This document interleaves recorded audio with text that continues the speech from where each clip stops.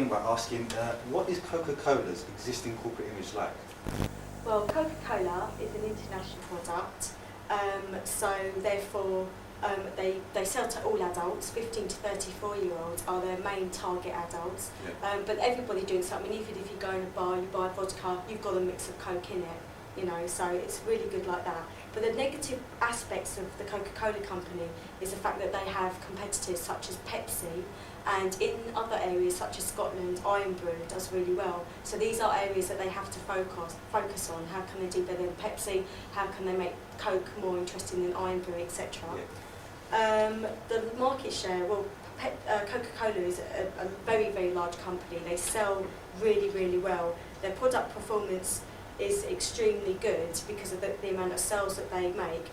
It is obviously good to advertise because they obviously want to increase their sale, but not only that, it's just to make sure that they are keeping their head above other competitors. Such as Pepsi? Yeah, such as Pepsi.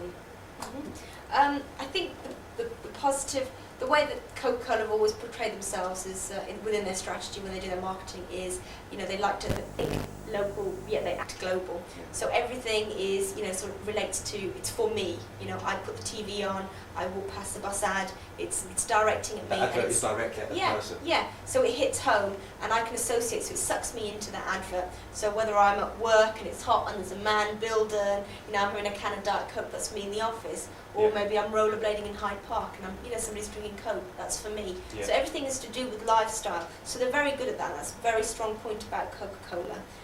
The negative side, probably, as far as Coca-Cola is concerned, is the fact that it is very much seen as a Western product. Yeah. And if you go into a lot of the developing countries, you'll find that they are very hesitant to take Coca-Cola in as far as their because you know their economic their economics are quite unstable anyway, and to allow a company like Coca-Cola to come in when they're getting their confidence, they probably think, well, you know, hold on, you know, it's taking the business away from it's taking business away from, you know, people who make lemonade here, orangeade, our own cola. So that's probably a negative aspect. You know, the quality, everybody knows, you know, you can taste Coke, you can tell Coke from Safeway's own brand cola, you know, it's got its special taste, and that's a really strong thing for them to shout about. And I did hear, though, another negative aspect about the workers for Coca-Cola, such as in Malaysia. They were unhappy with their working conditions and their pay, so I think Coca-Cola should address this and try to make something more positive from that. So it's affecting their image in the West as well? Exactly. Okay.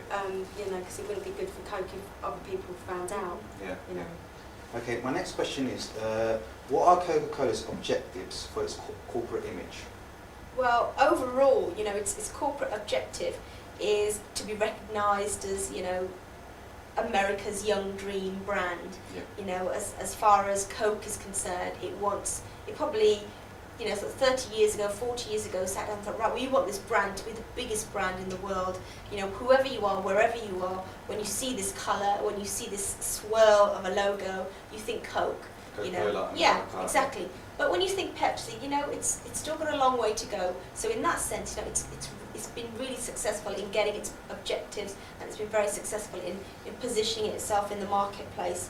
As far as its products go, while, you know, everybody knows Coca-Cola Schweppes stands for Coca-Cola, it sells its brand with its largest, you know, selling soft drink.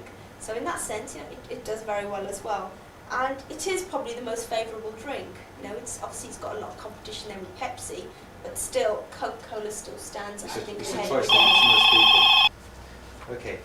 What types of methods of communication can Coca-Cola use to get the desired corporate image? Well, with Coca-Cola, everybody recognises Coca-Cola. It's just simple. It's Coca-Cola. It's red. It's white. If you walk past a poster and that brand's on there, you're going to know what it is without having to read any further into it. It's easy to look at. Easy to look at. Easy to see. Exactly.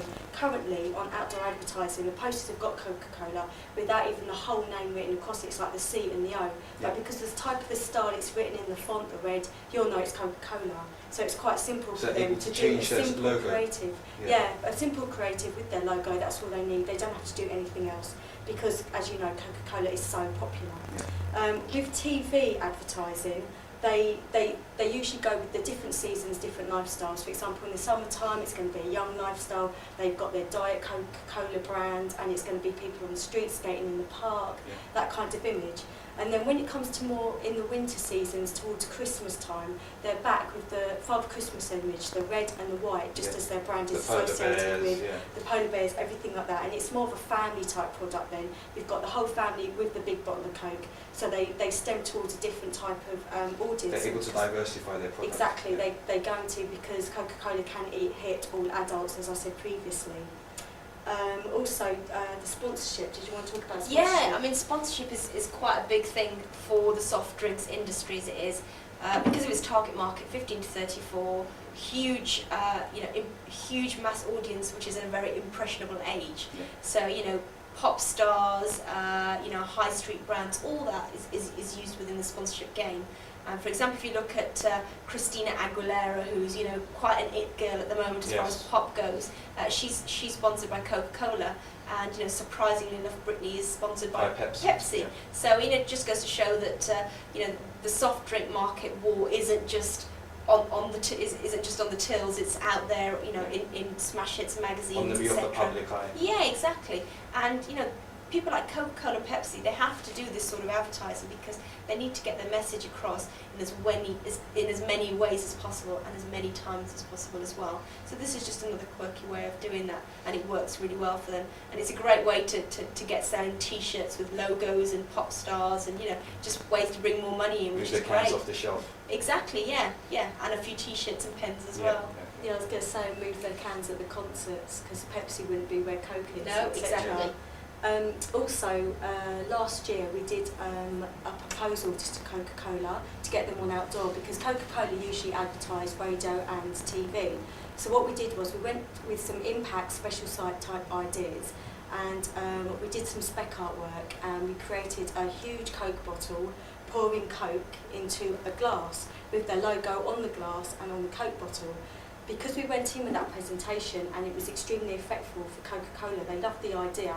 They ended up buying a national bus campaign with us, simple Coca-Cola on the side of the bus, with their promotion of buy Coca-Cola at supermarkets, petrol stations, and you'll receive a free glass. Yeah. They didn't go with our special impact ideas, but I'm sure that will be in their head, so if they do want to do future outdoor campaigns with us, so they're looking I'm sure to do they new can. things. Yeah, I'm sure, because if they want to keep up with the times, be innovative, then I'm sure they would come to us to do these kind of ideas. And for that target market, they have to be ahead of the game. Exactly. Young people are They the have to be hardest seen market amongst the, to target. There's so many magazines, there's so many TV channels, there's so many different radio stations. You need to be doing something which is fresh and funky, and it's exciting, it's different, and people want to be associated with something that's cool. 15 to 34 market, it's a hard market to target, so they need to be doing fresh and exciting things all the time.